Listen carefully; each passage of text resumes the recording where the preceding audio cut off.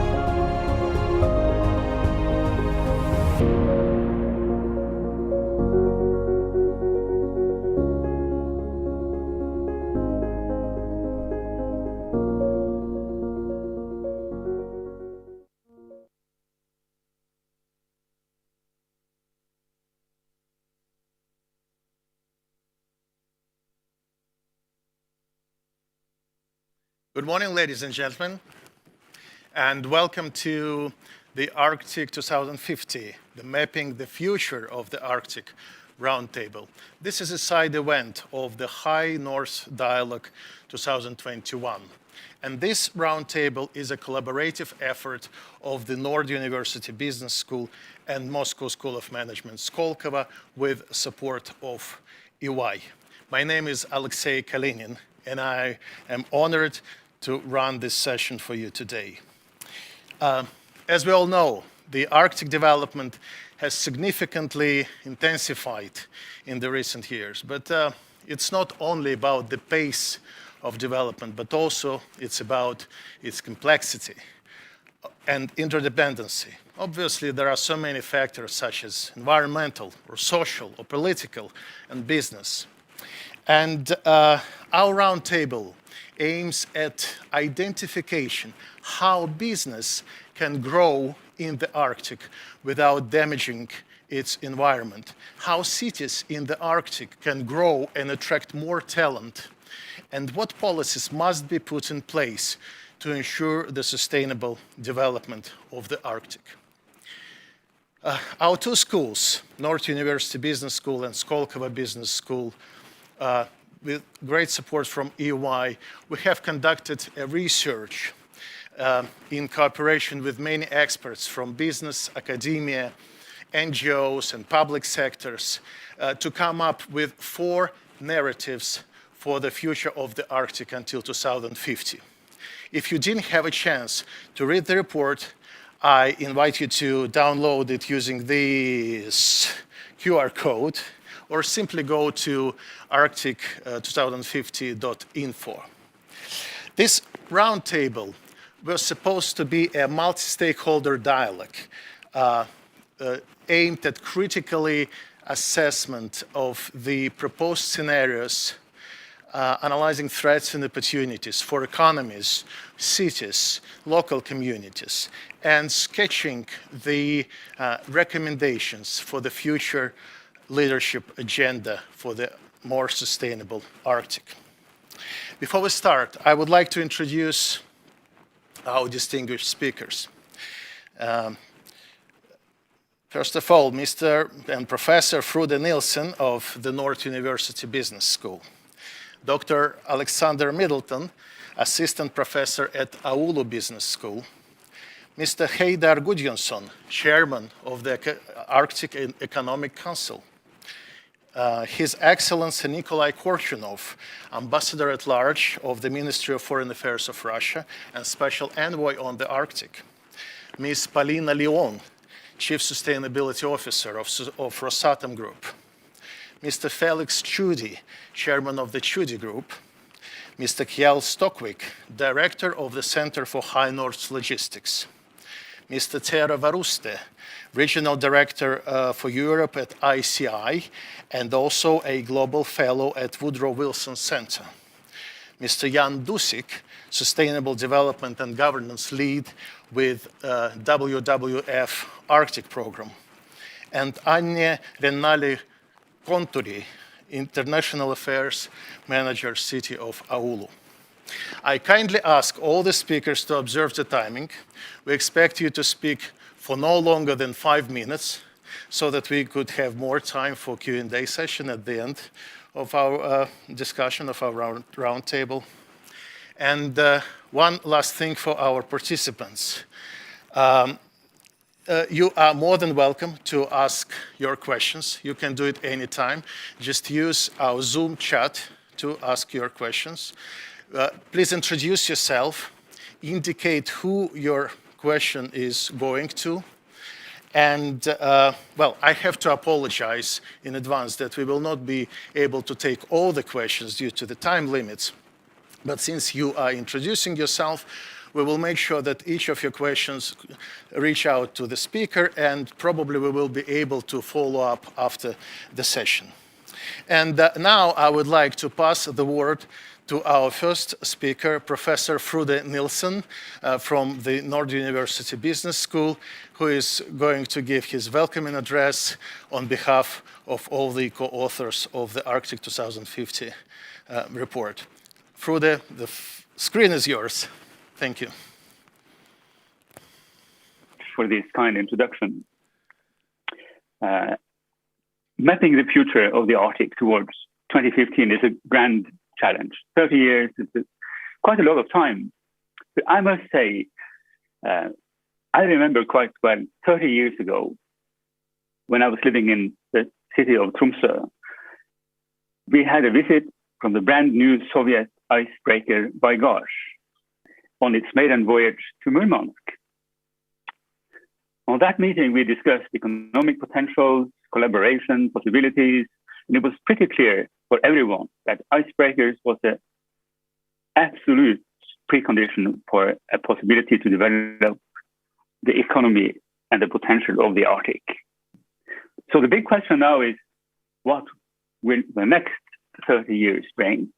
So we are lucky to have 9 discussions today that will give some perspective on this interesting and quite current topic. And I must say it is quite important to know here that the Arctic is not an unambiguous, clear term, but rather the opposite. First, the discussion of the Arctic should perhaps be divided in at least 2 geographical areas. We have the North American area, and then we have the European and Russian Arctic, which are very different in many, many ways. So the main principal difference between these two regions is the accessibility for human activity. While the North American Arctic, by and large, is covered with ice and snow, the European and Russian Arctic is increasingly ice-free, rather bigger parts of the year. A second principal difference between the two regions is that the European Russian Arctic holds vast natural resources, some renewable resources and some non-renewable resources, all which are increasingly more accessible. New technology combined with the daunting effect of the global warming has brought about totally new perspectives on the prospects for the European and Russian Arctic. So the situation that characterizes the future not only makes the region more accessible, but it also opens up for exploitation of natural resources that has been very difficult to develop earlier. Fish and other seafood products will increasingly spawn and prosper in the Arctic Sea area as the temperature increases. Aquaculture and development of the vast sea resources represents a huge challenge, but also a fantastic opportunity. Correspondingly, warmer sea areas will increasingly struggle with reproduction of important seafood species in other parts of the globe. This means that there will be possibly a displacement or a shift in the global food production ability.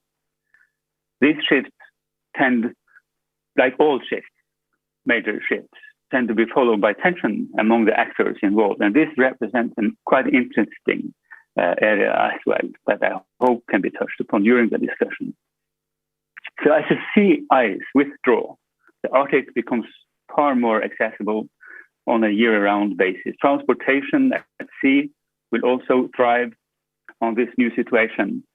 And one possible outcome is that the Northern Sea Route change its role from mainly being a regional transportation service within the Russia North to a major competitor to alternative transcontinental transportation routes between the Far East and Europe.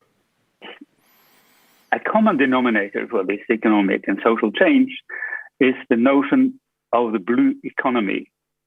Basically, the blue economy can be defined by three key elements. It is, first of all, the harvesting and trade of marine living resources. The second is the extraction and the use of marine non-living resources. And the third is the commerce and trade on, in, and around the oceans, all within a sustainable way. Some important drivers here is the expected population growth on a global basis with around 30%, which is quite immense. This means an increase from 7.6 billion people to 9.8, almost 10 billion people on the globe. Significantly more food is needed. There will be significantly higher energy needs, and climate change challenges will inevitably alter the big game and adaptability. Most of the inhabitants on the globe will not live and settle in the Arctic, but probably, not to say most likely, they will have to rely on supplies and services from the European and Russian Arctic. So the big question here is how will this development affect the population structure and the cost of living in the Arctic region? How will the cost of doing business in the territory develop, considering the new potential and transportation infrastructure? And how will the development affect the former vast distances of the communities within the territory? Not only geographical distances, but also cultural distances and other issues. So the main reason for its persistent and growing topicality is related to the strategic position that has increased significantly over the past decades due to all these issues that I have just mentioned. Yet, another perspective derived hereof is the environmental concern and the concern for the current inhabitants. One of the key issues is the tug of war between the preservation of the Arctic as a nature reserve for those living further away from the Arctic, and those who see economic and social potential in developing the region. A critical matter here is the institutional framework that will govern the economic, social, and other kind of activities at the one hand, and the incentives at the other side. These are some of the key issues that has been the basis for the development of the scenario at hand, mapping the future Arctic towards 2050. Today, we are looking forward to hearing insightful and forward-looking thoughts, judgments, and suggestions for the future perspectives of the next 30 years. So thank you very much for your attention. Yeah, thank you very much, Frode. And that was very inspirational. Thank you very much for such a comprehensive overview of all the possible factors that really affect the future of the Arctic. And I especially liked your notion of the blue economy, because I believe that most of the people in this virtual room would agree with you that the Arctic economy is all about the ocean economy, or blue economy, how it is called. And we will definitely be talking about it further on today. And now I would like to invite Dr. Middleton, who co-authored the report about the future scenarios, Arctic 2050, and she will give us an overview of those narratives and give so that we could be on the same page when we're going to be discussing it further down our discussion on this roundtable. Alexandra, please, the floor is yours. Thank you very much. Welcome everyone to our side event, and let me introduce you the summary of our report, Arctic 2050, Mapping the Future of the Arctic, which was developed in collaboration between Nord University and SKOLKOVO Moscow School of Management. This report is aimed at inspiring, guiding and supporting policymakers, businesses and NGO leaders, especially those in the Arctic states, in their search for sustainable future agenda of the Arctic. The Arctic region is undergoing serious transformations, such as disruptive challenges of climate change and shifting geopolitics. Scenarios provide some road markings for the future, and they are meant to help the leaders of today and tomorrow to navigate towards more sustainable Arctic. So let me walk you through this scenario methodology first. This included scoping, framing, building, and using scenarios for fostering dialogue and strategic thinking. When we think about 2050, it's probably the most difficult time horizon to think about, because it's between now and then, really far away future. We identified critical uncertainties in the Arctic and then chose the ones with the highest impact. This included the pace of climate change, with such factors as rising sea levels, melting ice and permafrost, infrastructure degradation, transformation of natural environment, and physical accessibility of resources and routes. We looked at economic development that are studied through intensifying race for the Arctic resources and pace of economic diversification and availability of freight traffic activities. We also looked at social development, such as demographic dynamics, changing labor migration patterns, indigenous peoples' urbanization, and increasing social disparities, or so-called Arctic paradox, whereby people of the Arctic don't reap the benefits of economic development taking place in the Arctic. We looked at quality of the institutional environment that included environmental policies and regulations, and public acceptance of doing business in the Arctic. Couple of few things that we also investigated is the pace of technology development and innovation, and also dynamics of geopolitics and international consensus. So in this slide, you can see that we combined desktop research with series of in-depth interviews. Altogether, we interviewed 22 NGOs, academia leaders, policymakers, and Arctic business community. So we mapped the key stakeholders that are driving the regional development today to better understand how they will change in different scenarios outcomes. So let's go to the next slide.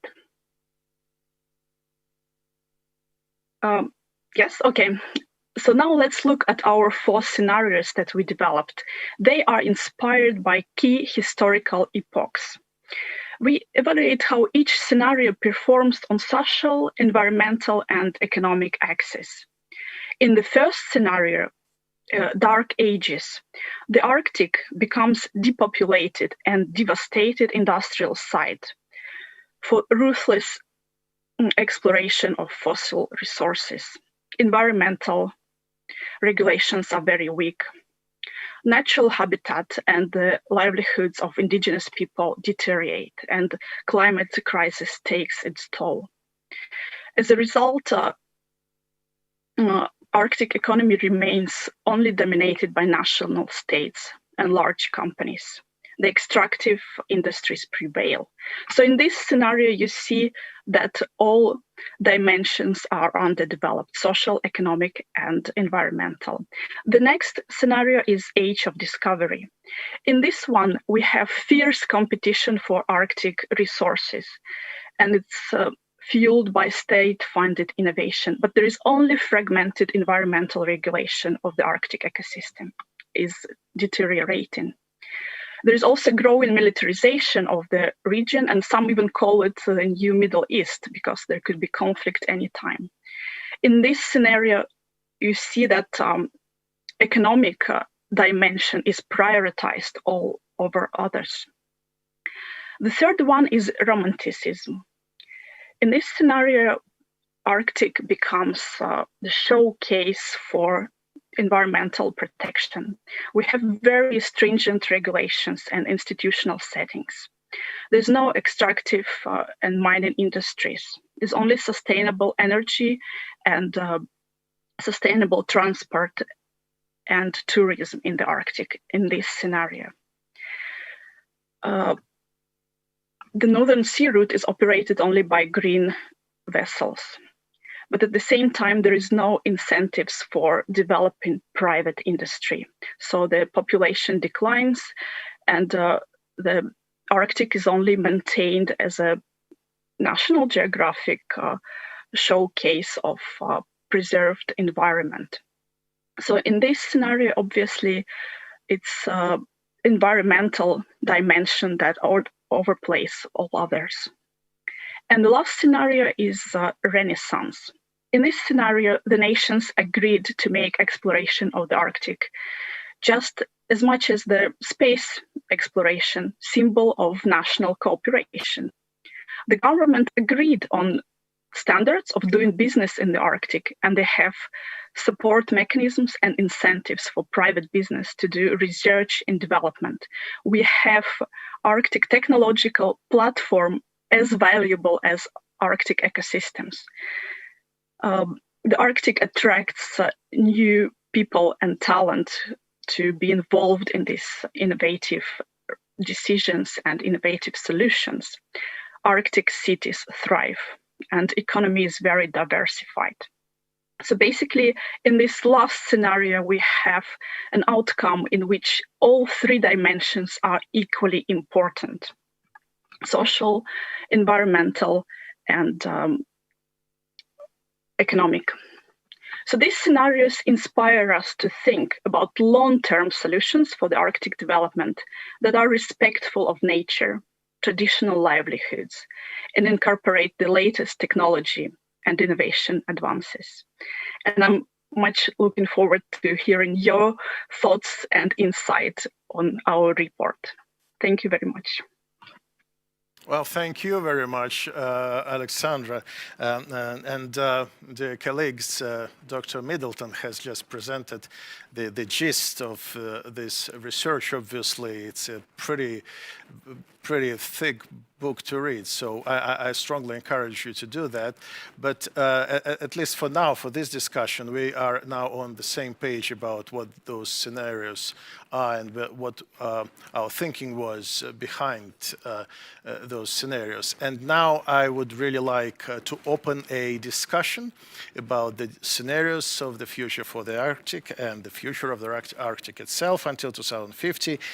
And I would like to ask Mr. Heydar Gudjonsson, the chairman of the Arctic Economic Council, to give a start of this discussion. And my question to Mr. Gudjonsson is, Mr. Gudjonsson, would you call the Arctic an attractive business destination? And do you believe that business can grow in the Arctic without damaging the environment? So Mr. Gudjonsson, please. Yeah, thank you. Thank you. Honored to be here with all of you, and thank you for inviting me. Yes, absolutely. It is a very attractive area to do business. But furthermore, it is helpful to the environment and to the world if more is done in the Arctic. The reason is simple. The challenge in the future is doing more with less. And in the Arctic, we have a proven long-term track record on exactly doing that. There is no area in the world that can boast of a better track record in oil and gas, in mining, in fishing, in basically a sustainable economic development. So I absolutely think that we should, of course, move industries from areas which have less track record, that cannot show responsible economic development, and into the Arctic, where we have exactly been doing very well. So what we will see in the future, as I believe, is that more and more new entrants will come to our area. We see that there are 2 billion people moving into the middle class in Southeast Asia over the next 10 years. And they basically lack the resources that we have in abundance in the Arctic. So if we look towards Southeast Asia, they're experts in building infrastructure. We saw Japan being the experts in the 90s, and then South Korea, and now China. And it doesn't come as a surprise that they are moving more and more activities to the Arctic. So to make sure that they behave as responsibly as we have done in the past, the Arctic Economic Council is championing the Arctic Investment Protocol, where we have basically 6 simple protocols, guidelines, that if you follow these guidelines, you will do business in the Arctic way, so to speak. You will do business in a responsible manner. So I'm very optimistic about the future of the Arctic. We have the resources, we have the track record, we have the opportunities, and we will see more interest coming our way. Wow, thank you very much. Thank you very much, Mr. Gudjonsson. That was really inspiring, because what you are saying is that Arctic is very open to new entrants, to new businesses, but just as long as they comply with certain regulations, certain norms and standards that are essential for doing business in the Arctic sustainably. And I think that it's pretty fair, and maybe it's not only the Arctic specifics, perhaps in many other countries, people, when they invite new businesses to come and new investment to come, they want them to obey the certain rules and work up to the certain standards. And with this, I would like to pass the word to the business, actually, and I would like to invite Ms. Polina Leon from the Rosatom Group to share her thoughts about doing business in the Arctic. Because, well, actually, Rosatom is pretty famous globally as a nuclear power plant constructing company that builds nuclear power plants all around the world, not only only in Russia, but also in Europe and Asia.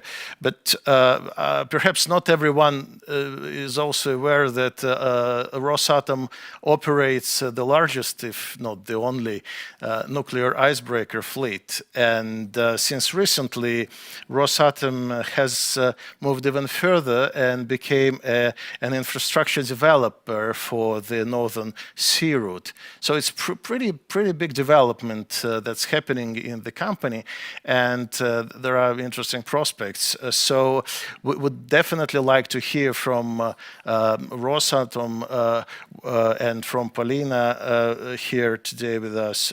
What do you think about doing business in the Arctic? Is it any different from doing business in any other part of the world? And how you can guarantee that you do no harm to the environment and local communities and this fragile ecosystem? And what is even more important, what do you believe should be the policies and regulations put in place to make sure that your company and other companies can work in the Arctic sustainably? So please, the screen is yours. We're looking forward to hearing your thoughts. Yeah, thank you very much, Alexei. It's really a great pleasure to be part of today's discussion. And actually, you're absolutely right. Rosatom has the only nuclear icebreaker fleet in the world. So here we are. As answering your question, I believe that doing business in the Arctic has its absolutely essentials, because on the one hand, there are plenty of resources, but on the other, ecosystems of the Arctic are ultimately fragile. And of course, we need to keep in mind these geographical specifics.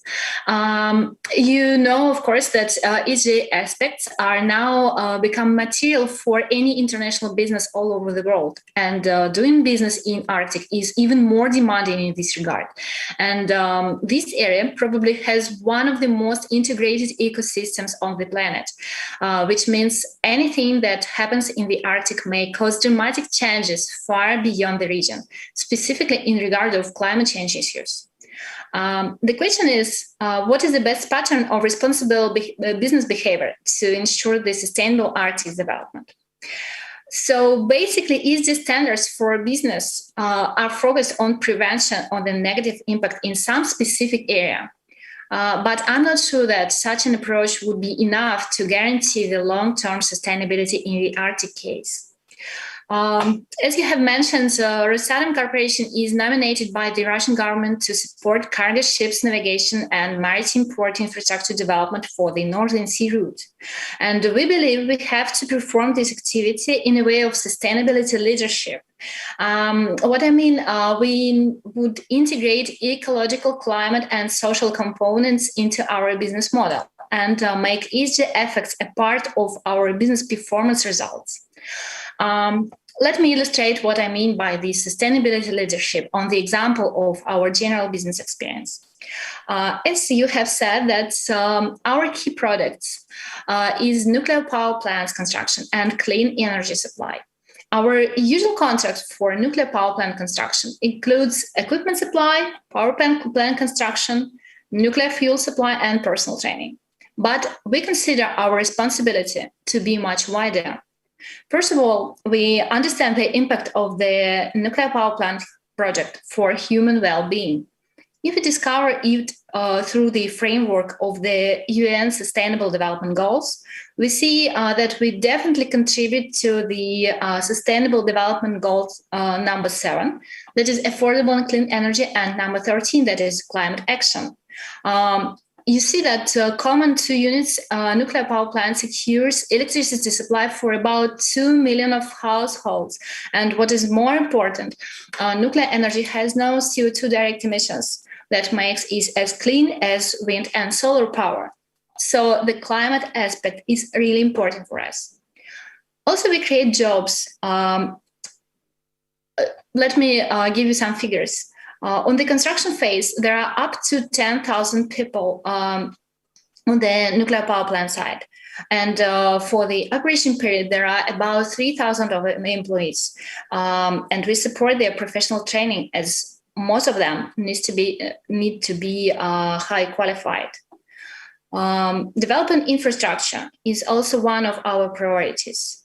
For example, in Bangladesh, Rosatom has constructed a cargo terminal on the river. And also we were implemented coast protection works and consolidation of the riverbed. In Hungary, that we have another project, Rosatom is involved in reconstruction of railway road and in building bridge over the Danube River. In regard of environmental impact assessment, we have our mandatory responsibility to perform regular ecological monitoring and reporting and prevent any potential ecosystem damage. Together with this, Rosatom cares about local environment and biodiversity in details. Another example, when preparing the Hungary site, we have relocated 118 animals to secure them with appropriate wild nature conditions. In our project in Finland, we have waited for the frogs several months winter sleep to move them with comfort away from the construction territory. So that's quite a small effort, but we are focused to do this. As for our social responsibility, we understand the huge impact of our project on people's life, both for Rosatom employees who need to be relocated with their families from Russia to another country, and for locals whose moderate day-to-day living is disturbed by this huge construction project. We understand that we need to talk with local a lot, so usually we establish information centers. We organize some kind of cultural exchange and local dialogue. So we make Russian local cuisine days. We support joint summer campuses for Russian and local children on the scientific matters, and many other activities for a better understanding of local needs. All these, I would say, ESG leadership principles are explicitly determined in the Rosatom sustainability policy. And we are not only striving to follow these principles by ourselves, but would kindly ask our suppliers and subcontractors to join us. For example, for the Egypt project, we have elaborated a suppliers code to encourage the responsibility leadership throughout the supply chain. And of course, we are committed to engage all this sustainability mindset to the Rosatom performance in the Arctic. We understand very well that when performing large-scale infrastructure projects, we become an impact corporation, and we want to ensure our impact is positive. We hope that all our colleagues who take on doing business in Arctic would share our vision. And here we believe that it should be an ESG proactive business who drives development of a specific Arctic sustainability code as a basic regulatory frame for doing business in Arctic. Such a code would be applicable only if it is based on real business experience and involves best ESG practices. And to do this, we need to have a trusted dialogue with other businesses, governments, policymakers, NGOs, and academy to ensure their sustainable and prosperous Arctic future. So that is our vision. Well, thank you very much, Paulina. Actually, I think that the sleeping frogs are unbeatable. So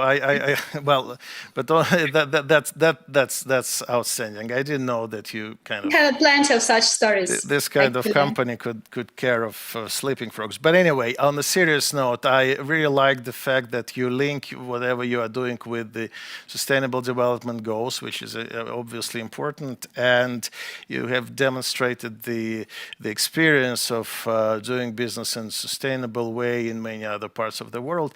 And what I really liked is your idea of the Arctic Sustainable Business Code. I think it has a lot to do or a lot in common with the Arctic Investment Protocol that Mr. Gudjonsson mentioned. So perhaps you two could work together and invite more and more companies to join so that it could be a collaborative effort that would guideline other businesses into the Arctic. Arctic.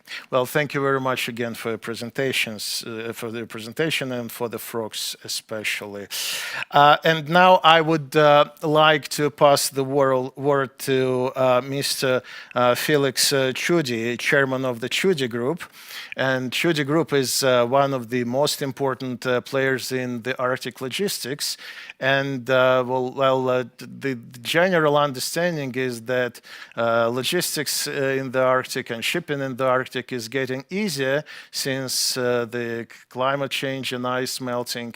But probably it's not as simple as that. And I would really appreciate, Mr. Chudi, if you could share your thoughts and ideas about what's your prospects of the future of the business in the Arctic in general and logistics specifically. So please, the screen is yours.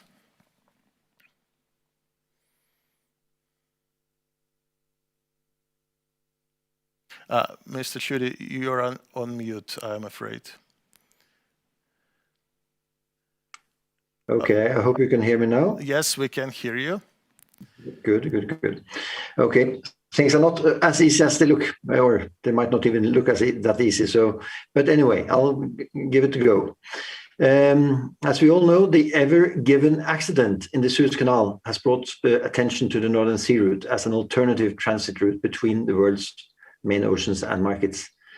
And I would like to try to outline a future scenario, which is not as long as yours till 2050. It is actually till about 2031, 10 years from now, which I think is in fact realistic if the circumstances so will. But I think it's important to keep the main arguments against the NSR in mind when I go through my scenario. These arguments are high cost of transportation, environmental damage, and the disappointing statistics regarding transits so far. By 2031, the perception of the NSR as an environmental threat has been turned into one of an environmental benefit. The fuel is mainly LNG with onboard carbon capture technology, collecting all emissions, including black carbon. LNG is bunkered at the eastern and western entrances of the NSR, as well as along the Siberian coast. The bunker vessels or bunker facilities are obliged by law to receive and dispose of the CO2 environmentally approved and verifiable ways. The LNG as fuel means there is no risk of oil pollution in connection with accidents. By 2031, the NSR is considered the most environmentally sound transportation route between East and West, combining a shorter route with zero emissions. The catalyst for this was a Russian federal program introduced in 2023, which financially incentivized low-emission NSR transits, while at the same time penalizing higher emission solutions. The discouraging statistics of NSR transits in the early 2020s changed direction from 2023, when the Russian regulations giving cargo preference to Russian flag and Russian-built vessels for Russian Arctic cargoes were lifted. This meant that international shipping companies invested in suitable tonnage alongside Russian owners to overcome the lack of ice-class vessels and thereby establish the critical mass required for a competitive freight market to function. This gave the confidence to cargo owners and resource project developers not to fear lack of transport capacity and the costly ordering of dedicated fleets for each new project when considering investments. So much for the 2031 NSR scenario. I would now like to move on to highlight another possible Arctic development towards 2050. The Arctic is a region where gas and clean energy meets minerals and metals. Its vast resources of natural gas and a great potential for renewable electricity from wind and hydro can be converted into blue and green hydrogen. By combining these input factors, the Arctic could become a platform for green industrial processing. Lack of green electrical power will be an issue also in the Arctic. One solution is the floating nuclear plant installed by Rosatom at Pevek. Other solutions can be extensive onshore and offshore wind farms based on the enormous wind resources of the region. In the medium term, low-emission semi-processed products combined with sustainable shipping solutions and short transportation routes to the main markets could turn the Arctic into one of the world's green solutions, rather than the opposite, as is sometimes argued. The above developments also benefit the local indigenous populations, which will gain access to competitive transport solutions for their produce. The new sustainable industrial activity will create the basis for retaining young people, which is the precondition for viable Arctic communities, whether indigenous or not. The aim must be to create livable and thriving Arctic societies while supplying the world with environmentally friendly products produced sustainable in a sustainable ways. One other precondition for this development is the availability of infrastructure, such as ports, being able to serve the developments inside and outside of Russia. In addition, north-south connections through the Russian river system or by railways, such as the Arctic Corridor project from Kirkenes through Finland to Europe, should be further developed to fully utilize the potential of the NSR. But of course, for all this to happen, we have to avoid the present geopolitical storms blocking the developments. And the governments have to create a conducive playing field, i.e. they have to give the right regulatory framework for these developments to take place.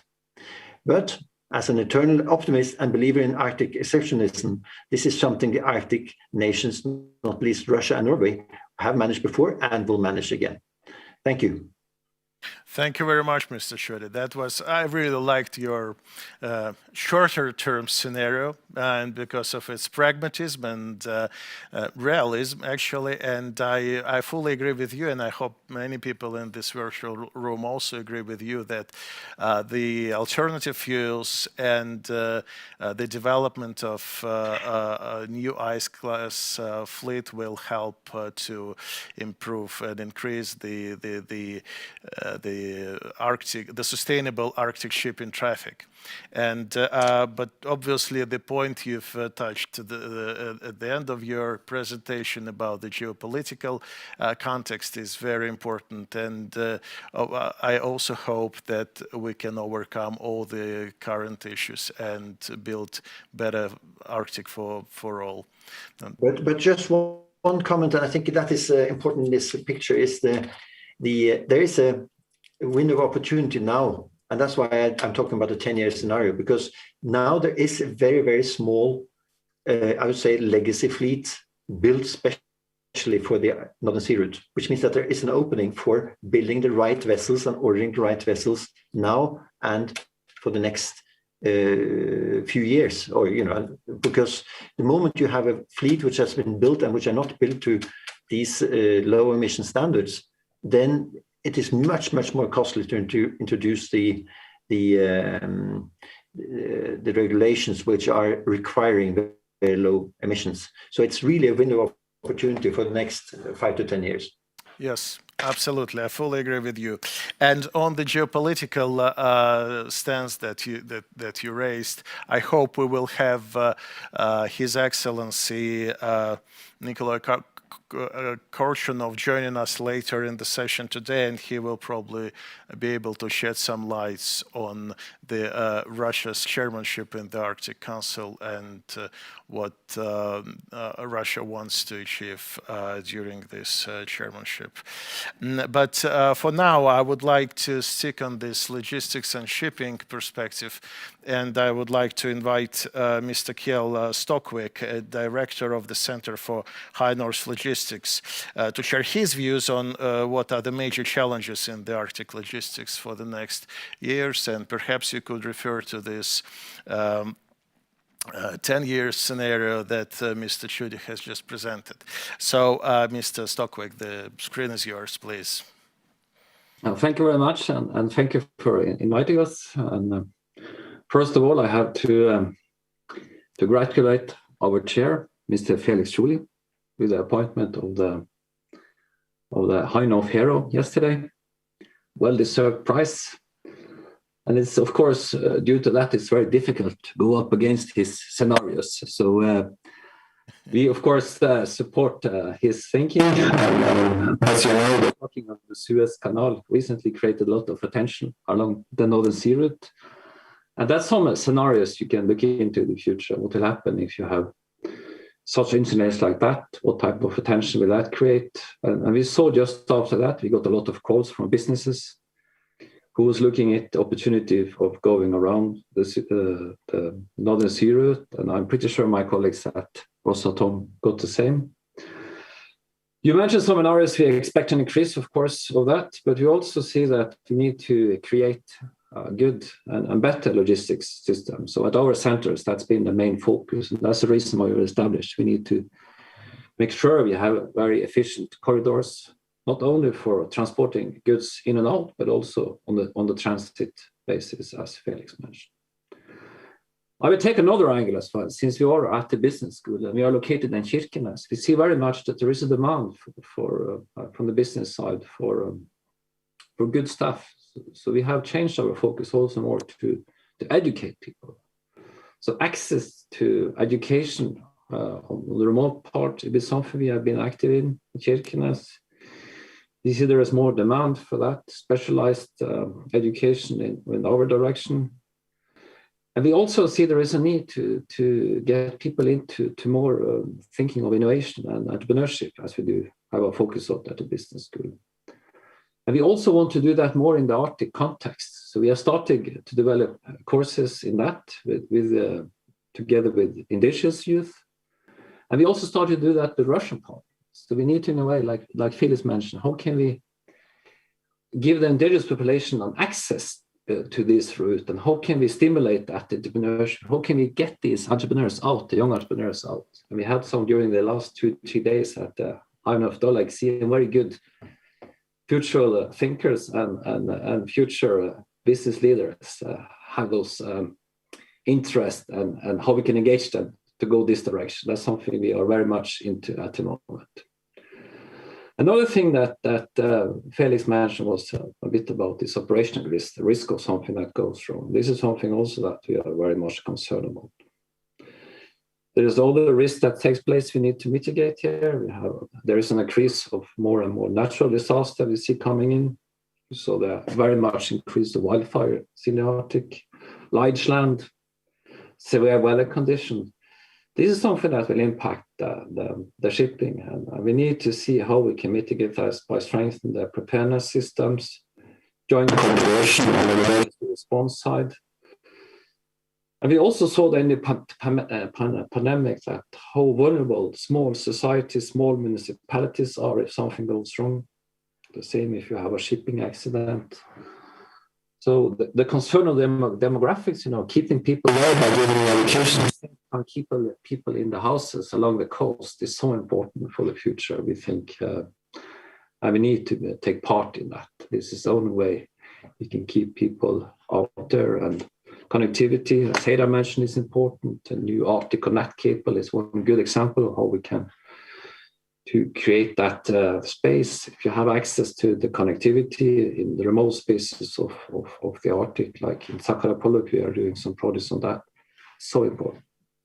Green shift, Felix mentioned that we see that.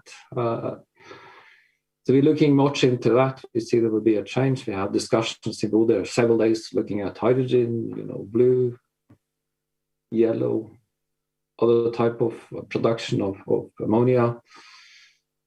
How can we get this over to take part in the shift of moving from fossil fuel to fossil-free fuel is important for us.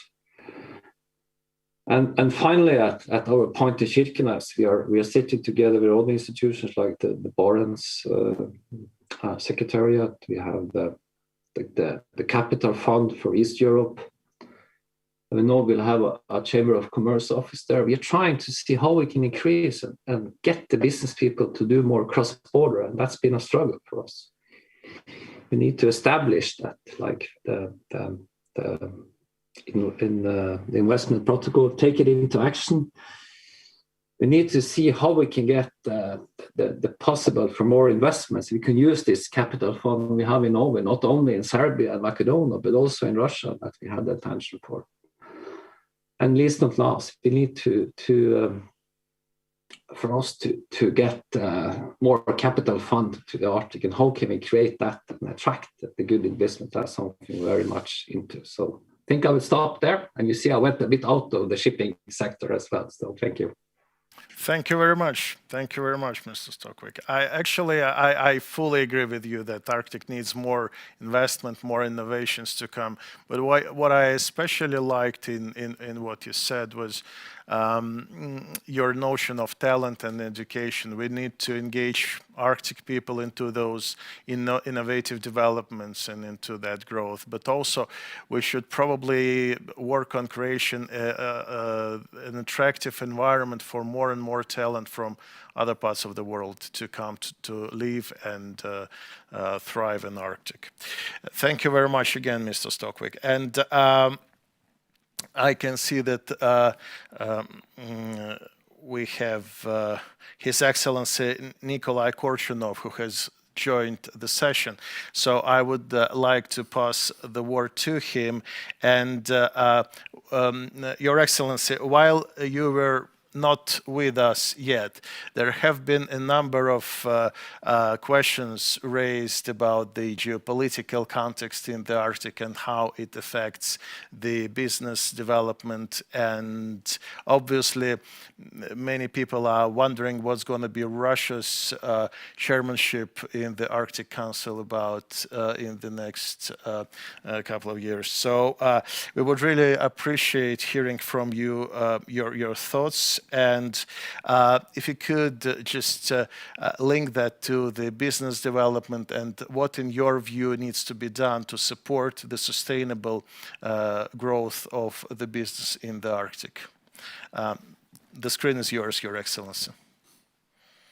Good morning or good afternoon, dear Alexei, dear colleagues, friends. First of all, I would like to thank the authors for a very interesting, eye-opening report on the future of the Arctic. In this regard, I would like to note the importance of the predictive studies that allows us to form a vision of the Arctic in the future 2050.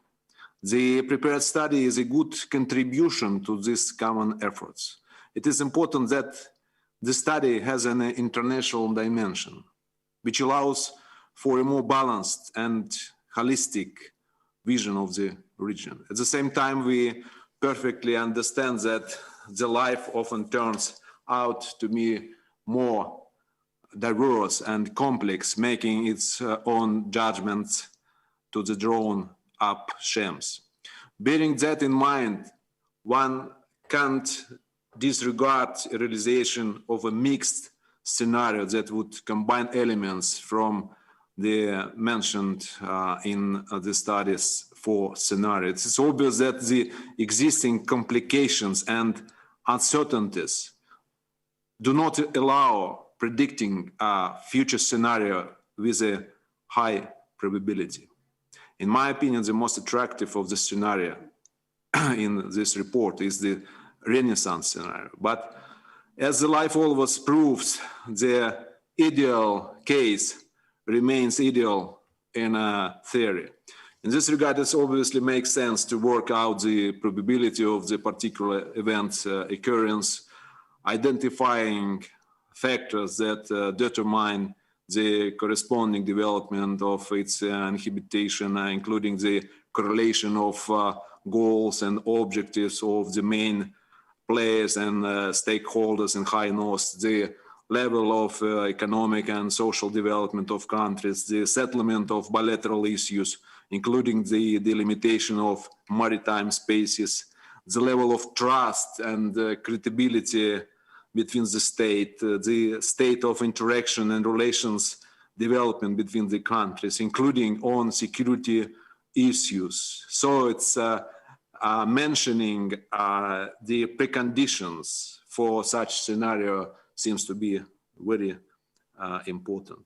All these factors in turn determine the parameters and the quality of Arctic governance, its compliance with the challenges of today and the future, which is largely a a derivative of the national Arctic policies and strategies of key players.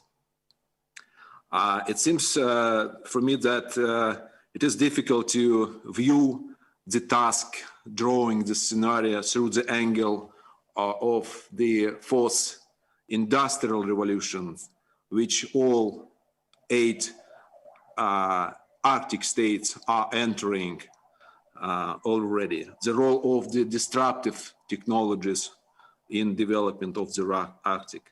Then it is also worth on focusing on the future role and the current and future role of the Arctic as a contributor to the green shift and the energy transition. Arctic as its role in terms of providing resources, rare metals, materials, energy and transport solutions for that in the future. Also, and with that arriving another task to place the future Arctic in the context of the global development and such scenario, but by using also maybe in a more extent manner the quantitative methods of analysis in this regard. For example, analyzing the Arctic states economy in high north. For example, Alaska, if we take Alaska for example, we could observe the decline in GDP during recent 2 or 3 years. What will be the projection of that in the future? But that is the different with the development of the Russian zone of Russian zone in the Arctic. So I mean that kind of analysis could create a much more color and nuance pattern of the future of the Arctic. And with this, I would like to encourage you to not to stop, but to continue with this excellent start which was demonstrated by SKOLKOVO and the foreign partners from Norway, and which is also part of the Arctic. And I would also like to recommend SKOLKOVO to establish the partnership with the Arctic, which to us is very important institution. As for the role of geopolitical factors, of course, Arctic is not existing in isolation. We could say more that Arctic is globalizing. Arctic becoming more and more important in terms of the geopolitical trends and development. That's why, of course, everything within the geopolitical could its influence on the Arctic. For example, when we see the difficulties and complex relations between the Arctic states or with Arctic states and in other countries, and attempt to project these differences even on the Arctic, with that arriving the difficulties for the Arctic cooperation in terms of atmosphere, in terms of the dialogue and so on. Of course, the role of inclusiveness in approaching and addressing Arctic development is important. We have the Arctic Council as a preeminent forum for intergovernmental cooperation, and that is mostly dealing with the issues of so-called soft security or soft powers. It is all to do with this environmental protection and other risks, and social and challenges. But the military situation is not within the Arctic states, and we are observing the such development which we would like not to welcome in the High North. Mainly it's with the internationalization of the military activities of non-Arctic states in High North recent time. Of course, for that we need to find the right place for the dialogue on that issues between the Arctic states. As for the forthcoming Russian chairmanship, we will make our focus on the sustainable development, environmentally, economically, and socially balanced. And of course, we will, in a responsible manner, to provide on the agenda all the issues we are agreed with the Arctic states before, and those are interests which are shared. And with that, we would like to place people of the Arctic on the first place of our on our program, to make the Arctic Council closer to the people, to gap the disconnect, if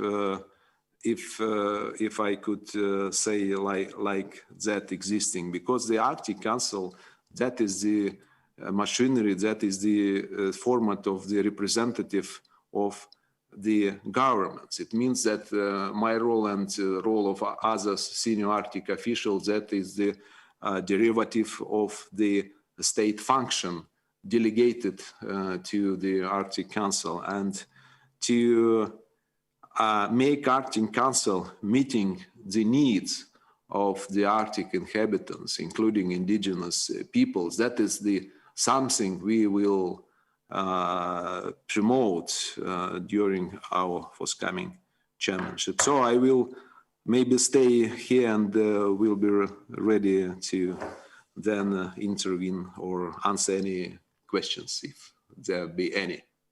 Thank you, Alexei. Sure. Thank you very much, Your Excellency.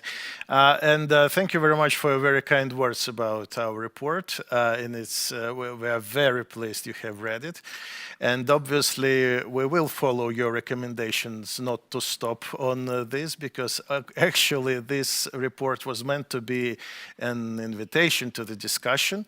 And so we are going to keep this discussion going, engaging more and more people to join this discussion and hear more and more perspectives and contributions. And yes, and it was very important, I'm sure, for everyone to hear the priorities of the Russian chairmanship in the next couple of years. But one thing I thought I would comment is that sometimes we overcomplicate things, and obviously Arctic is pretty complex phenomenon, so it's natural to think in a complex way about it and complicate things. But sometimes it's good to take a step back and probably think about something simple. And the thing that you mentioned, the trust, sounds like a very simple word, the trust between the parties. And probably that is the key for all the concordance we can build among the Arctic states and among all the stakeholders. And that's probably the key to the future of the Arctic, the sustainable future of the Arctic. So thank you very much for mentioning trust. And we will definitely think about the way how the trust between the partners can be built in such a complex and controversial environment. And one more thing, you mentioned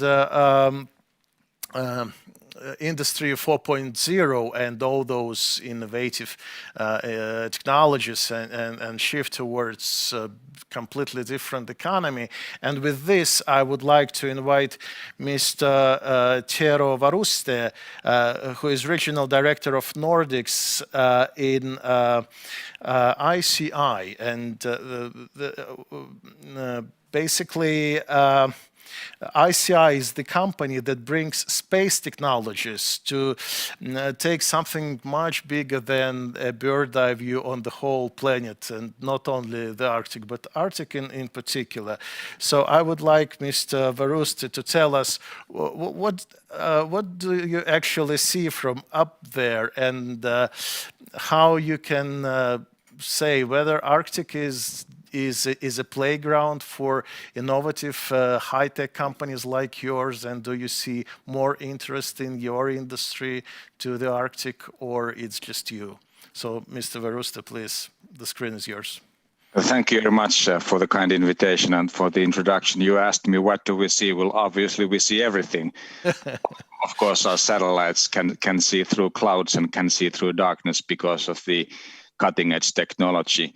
So, but let me first touch upon a bit on His Excellency's presentation and the discussion which has taken place just throughout the past couple of weeks. So, as we recall, Finland has traditionally been a country whereas many important decisions between the great powers of the world have been made. And as everybody recalls, in 1975 there was a historical event with the European Security Conference, and there will be the 50th anniversary of this conference in 2025.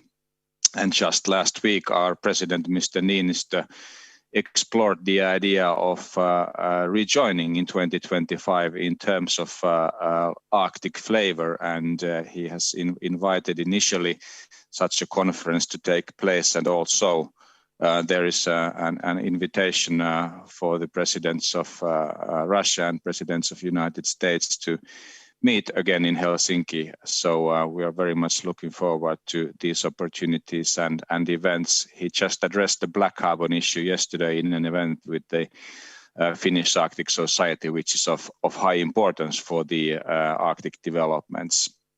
I will touch upon the opportunities of climate change, especially in the Arctic, what has happened and how the space solutions could help and advance those developments. So as we recall, just last year we had substantial heat waves all around the Arctic. The temperatures are 2 degrees higher compared to what they were 150 years ago, and in the Arctic areas even much more higher. We had 22 weather disasters in the United States. They killed close to 300 people over there. The cost for those was, and the tropical systems, was $40 billion. In Norway, we had 2 landslides in the Russian Arctic, in Siberia. We see new sinkholes taking place with great costs and changes for the whole society. So these are events which have taken place just very recently, and actually not directly related to the climate changes, the volcano eruption which is taking place in Iceland, and we have also looked into that very carefully with our satellite constellation and doing great collaboration with our colleagues in Iceland on that. So what's happening in space? Sputnik 1 was the first satellite in 1957. So it's close to 70 years ago when the first satellite was launched, and the mankind has launched more than 10,000 satellites since then. And about 6,000 of those are still existing, and around 1,000 of those are used for Earth observation. So it's quite a significant amount. But the recent developments have been remarkable because just within the past 2 years, more than 2,500 satellites have been launched, and there is more to come. And ICEYE has launched 10 satellites year to date. and the constellation can monitor around the world because we have a great frequency for the bypasses. One satellite goes around the globe in 96 minutes, and 10 satellites have been launched, and there is more to come. So this is like the new space approach, where we have the new types of opportunities compared to like the old satellites, which are still working, but much more like a higher cost to use, and yet again they don't provide that much of opportunities for the shots. Well, the government and military satellite constellations, of course, they create a separate sector. We are all aware that the US, the Russian Federation, and China are the most active ones on this. However, for instance, in Kiruna in Sweden, there is an expectation to be able to have the launch capability in 2022 for the Nordics. So there are developments in the Nordic countries here as well. So the synthetic aperture radar technology is special because it gives an opportunity to see through clouds, see through darkness, and that is something which is of high importance in the Arctic as well. We are all recall that half of the year in the Arctic is very dark, so optical images cannot be used with a similar way. And we have conducted research in collaboration with the Finnish Meteorological Institute in order to see how the ice develops in the Arctic areas. And that's, by the way, available through our website. So I encourage everybody to have a look into Ice website on this particular issue. It's a very, very interesting one. So that's like a practical solution of the satellite images for the Arctics. When we look into the opportunities of the satellite images in the Arctic, obviously the environmental issues, but also the infrastructural issues are of high importance. So we have this dialogue between the industry as well as the environment, and trying to balance the things. So the satellite images can be a great help for this development to really balance and to assess different types of changes in the environment. We call this like the interferometry technology, where you can really see what happens. So for instance, with the Icelandic volcano, we looked into that for 2 weeks in advance. And when you take images and make a comparison of what's happening with the interferometry, you can really foresee what's coming up. So this gives great opportunities for the sustainable developments in the Arctic. So Finland is available for the international collaboration, and ICEYE has the name of ICEYE, and it comes from the Arctic, as the initial business idea of ICEYE was really the Arctic ice. But obviously these satellites go around the globe, so there's a lot of other opportunities as well. But still, ice is nice. Thank you very much. Thank you very much, Mr. Varuste. Ice is really nice. I fully agree with you. And thank you very much. I think that what you're doing is great, because you help business and policymakers and governments make better informed decisions. And it's not only about what has already happened, but what is going to happen. And that's actually the way how your technologies and solutions help us work with the future, and that's really great. And I also hope that your example of your very successful business in the Arctic will inspire more and more companies from digital telecommunications to come to Arctic and do their business as well, because I'm sure that there is a huge space for this kind of technologies in the Arctic. And but you've obviously touched upon the question of the climate change and environmental issues, and that's kind of a natural bridge to our next speaker. I would like to invite Mr. Jan Dusik from the WWF Arctic program to share with us his opinion on what's going on in the natural environment of the Arctic. And here is definitely it will be very interesting to hear whether, Mr. Dusik, you believe that business can grow in the Arctic without damaging the environment and the ecosystems. So please, Mr. Dusik, the screen is yours, actually.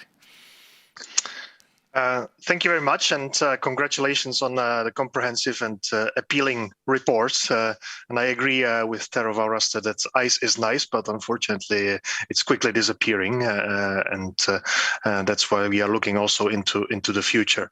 I have 5 points that I wanted to share. First is that it's important to look at the long-term vision and to see the short-term gains in that long-term vision, and that's where such scenario planning is very useful. We are just coming out of the summit of President Biden, which discussed the climate commitments of different countries, and that also counts for the Arctic.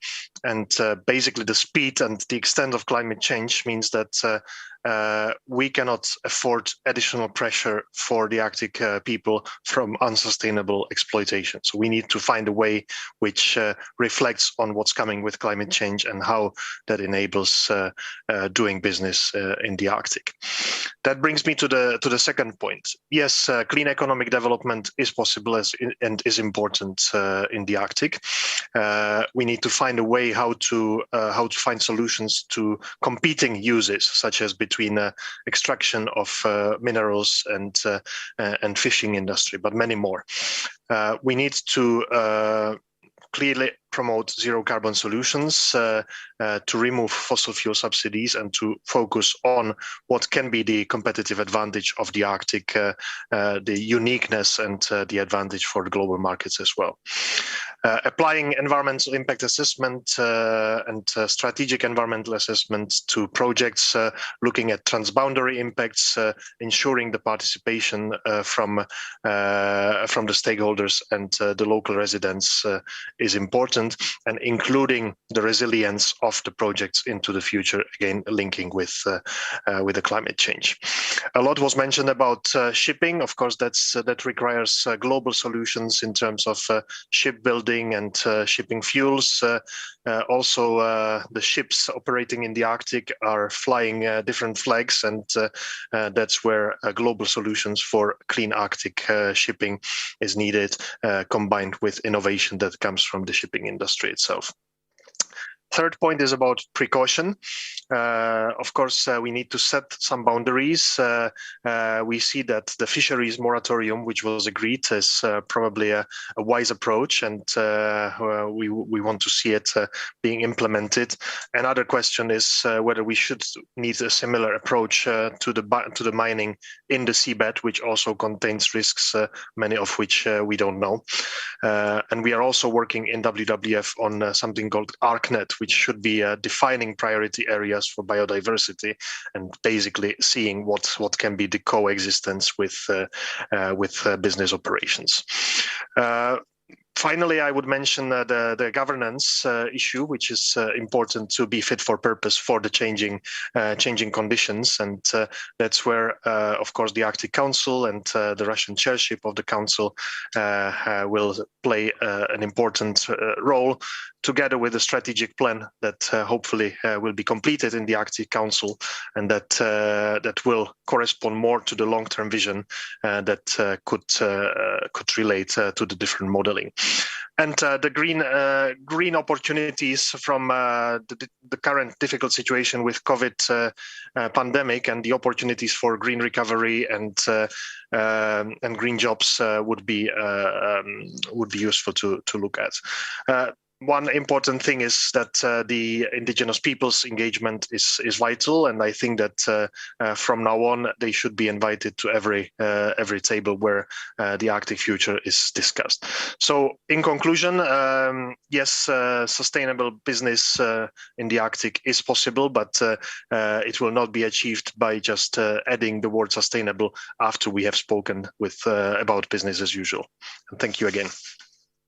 Well, thank you very much, Mr. Dusik. I think, WWF is famous for being a very good partner for the business in helping the business to become more and more sustainable. And what we understand is that, and not many people really know that you are not just an environmentalist organization, you are a huge think tank, and everything you do is scientifically grounded, and that what really helps business to become more and more sustainable and act in a more sustainable and responsible way.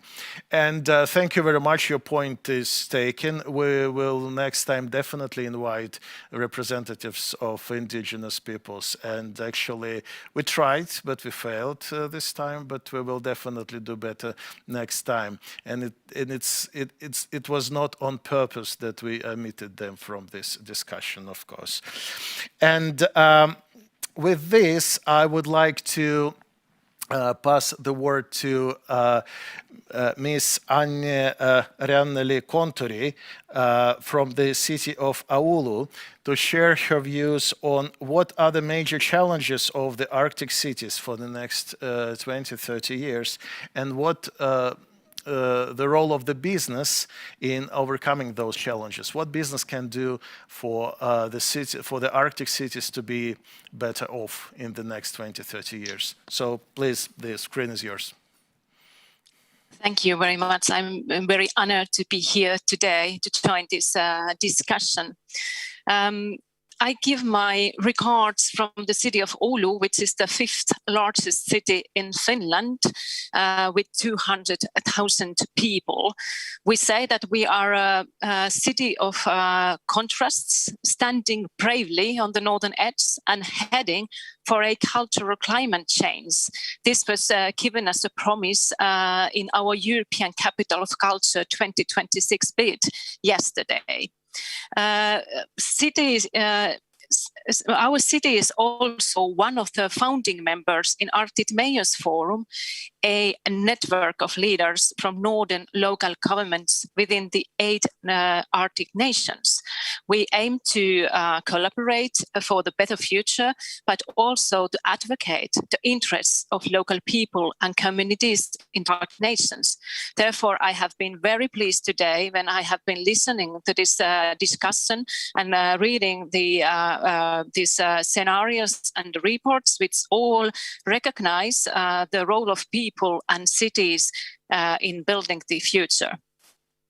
Anyway, we all see that picturing the future is not easy. And as scenarios very well describe, there are a number of trends that may act as a driver of any future developments. For example, if you look at the Arctic Mayors Forum cities, you can see that they are all different. They have different historic, geographical and socio-economic conditions and needs, and all this will affect their choices for the future. But what we share is that even very different from each other, we are all living organisms of communities, and therefore we are the ones who can provide the access to the people in these areas. The pandemic that has altered every aspect of urban life within a year or two. It has devastated especially the retail, tourism industry, culture, and even industries, which are all very important source of income and jobs in Arctic cities. Cities and regions all over the world have been in a front line responding to the pandemic. And we will be in front line also when building back and better, I hope. So I would only say that let's not waste a good crisis, but use it as a game changer. It's truly the time to work together now. I think the main question is that how do we recover sustainably while still keeping everyone on board? There is no Arctic future without one important resource, the competent people and especially young people. We need to ask ourselves what would make young people and families to choose the Arctic as their partner in life. We need people but we also need to ask, are we truly ready to welcome new people also outside the Arctic and integrate them to our communities? For the future, we need investments in human capital. We need sustainable, well-functioning, lively cities and communities. We need good education opportunities, exciting free time, and above all, we need high-quality jobs, attracting also new people outside of the region. Therefore, we need entrepreneurial mindset and investors, investments, connectivity. After all, sustainable growth and jobs are made in local innovative companies in a close dialogue with local communities, as said before. Moreover, people and leaders of this region, we need to be on the driver's seat when building the future of the Arctic together. And this is reasoning behind the Arctic Mayors Forum. Mayors want to have a say. What we see is an empty observer seat in Arctic Council, and we would like to occupy that.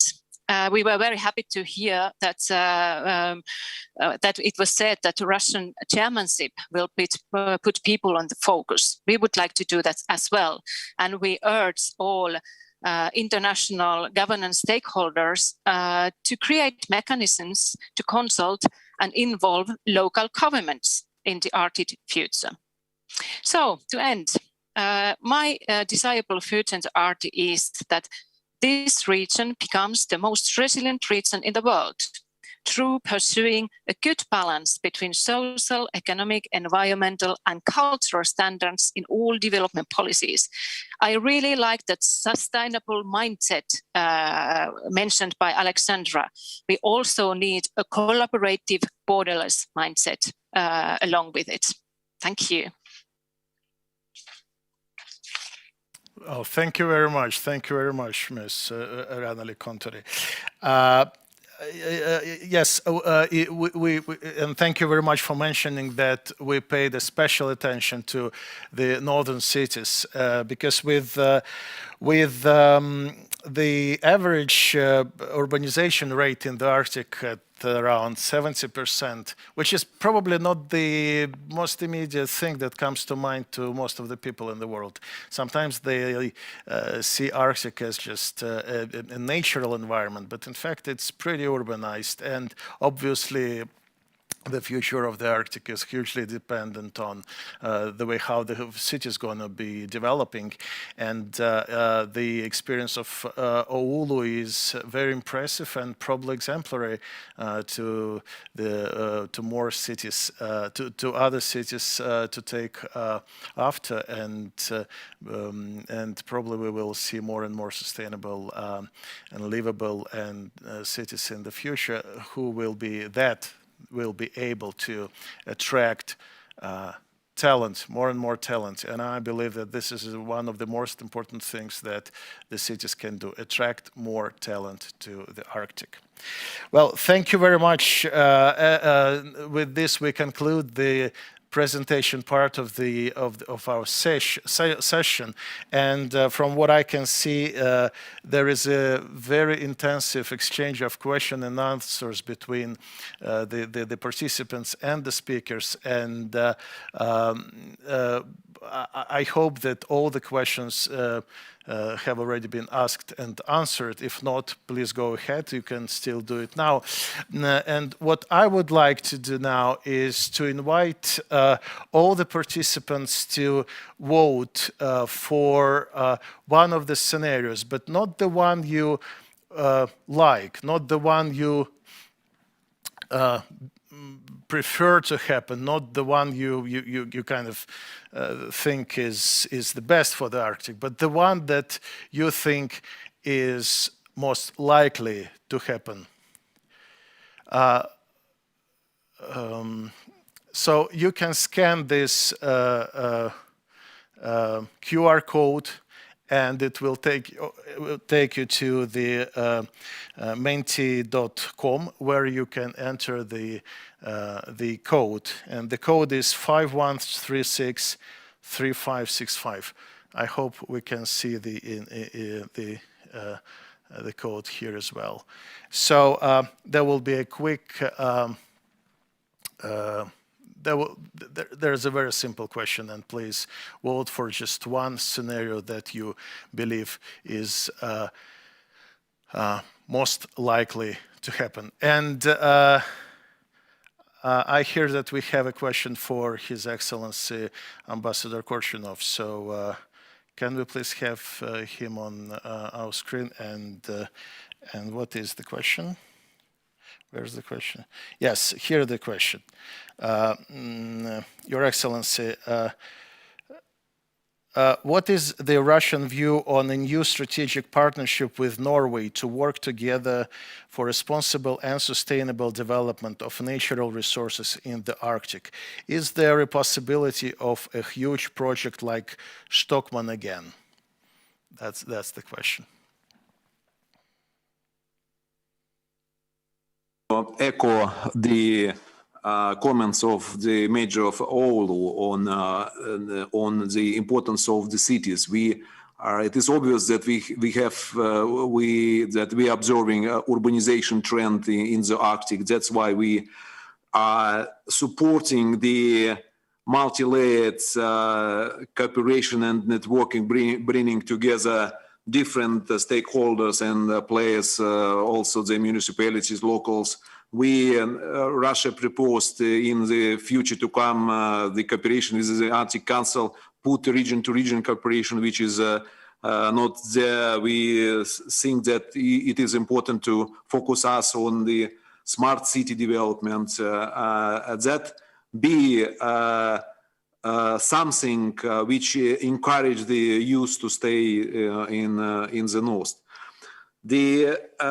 Concerning the question on the potential for the economic cooperation, first of all, I'd like to mention that I have an optimistic view on the future development in the Arctic, and especially of the Barents region, which we consider as a most powerful and most equipped. That is the engine of the Arctic cooperation, and in the Arctic and the Barents region, which bring together Norway and Russia, and of course we are very positive looking at any economic cooperation on sustainable principles with Norway in the future, even a strategic partnership, and having in mind the knowledge and the competences of Norway in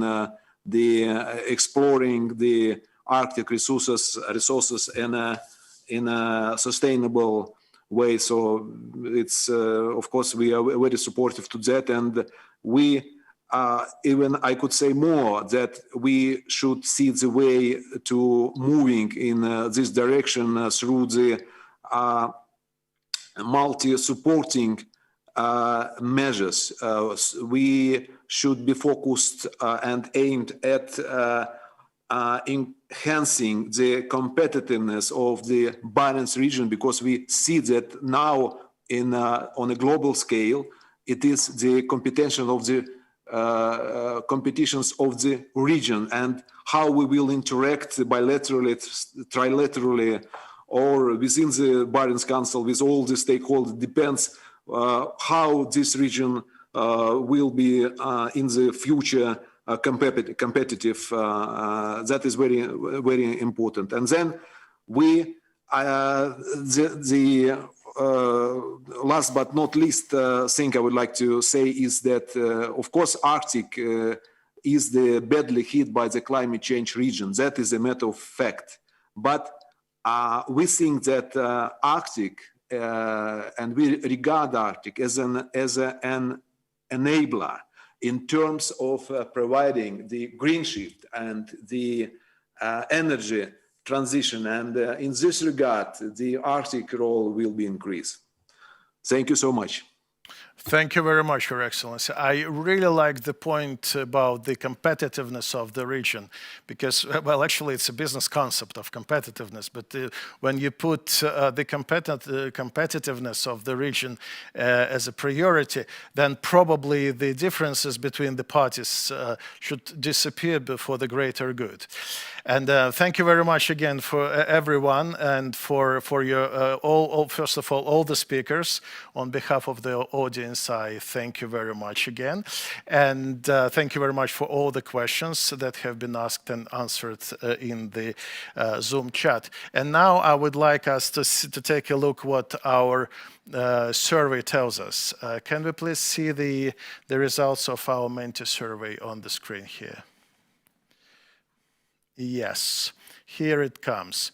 Okay, so we have 11% for, not 11%, it's 11 votes, I'm afraid. Yes, 11 votes for Age of Discovery, 7 votes for Renaissance, and 2 votes for Romanticism, and 0 votes for Dark Ages. So basically, most of the people believe in something between Age of Discovery and Renaissance. And I would appreciate if any of the speakers would like to comment on what this picture actually tells us. Anyone, please? Who would like to share a thought? Just a quick thought, 1 or 2 minutes. Yes, Your Excellency, please.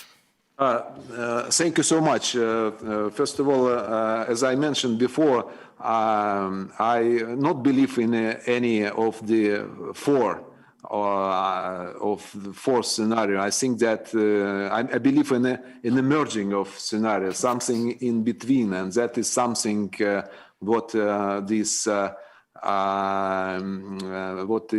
polls showed us. But most important is that half of the people they are believing in a Renaissance scenario, and that is the optimist is very important. Age of Discovery, that is also important. That will be the driving force. Of course, we will ask us whether that kind of polling is the representative in terms of those who are participated and whatever. But that giving us impetus, even SKOLKOVO and Norwegian institution to continue with their efforts on constructing the futurological view of what is we are facing in the future. Thank you so much. Thank you very much, Your Excellency. And I saw Ms. Leon wanted to comment on this picture, so please, Polina, the screen is yours. Just a quick comment. That actually, I was the one who voted for the Age of Discovery. Actually, I like more the Renaissance scenario, but I believe that in a short period of time, maybe next couple of years, it would look more likely the Age of Discovery, just because it's very difficult, to develop a working policy, an efficient working ESG policy, just that would suit everyone, that would fit the business activity, and so we will have quite a long. I think that we will have quite a deep discussions. There are very much participants in this would be involved in this discussion. So I believe that probably in 5 years we will shift to the Renaissance scenario, but we need to put our best efforts to discuss and to ensure this Arctic policy would be efficient for major stakeholders. So Thank you very much. Thank you very much. And I see one last raised hand. Ms. Ranali Kontori, please, the voice of Oulu. Thank you. Of course, me as well, I would like to move towards this vision of a new renaissance. However, I also believe that we need to go along the path of realism first. And SDGs was mentioned before by Rosatom, and I think that using the framework of sustainable development goals as a path to the development, we would actually find our ways closer to Renaissance. So in our city, we will try to localize those objectives to our strategy and implementation. Perfect. Thank you very much. So with this, I would like to conclude our session, and I would like to thank everyone, first of all, our speakers and our participants, the audience, for the participation, for such an inspiring exchange of views and perspectives and ideas. And I think that we are going to keep this discussion open, because what was said is that we need to talk more, to come up with a common vision, to come up with common rules of the game, how we work in the Arctic, how we work together. And I think that there is a huge space for improvement of what we've got here now. And I think that's a very interesting concept of moving through the age of discovery to renaissance. And I think this is probably the most realistic way of moving forward. And thank you very much again. Everyone who didn't have a chance to read the report, please do so. Please visit ARCTIC-2050.info. There you can upload your papers, if you have some, to share, because we want this to become a real knowledge hub of the discussions around the future of the Arctic. And you also can post your questions there. Some questions have not been answered, and we will try to make sure that they will reach out to the speakers and experts, and will be followed up later. And with this, thank you very much again, everyone, and let's call it a session. Thank you and goodbye, and see you in the next discussions. Thank you very much.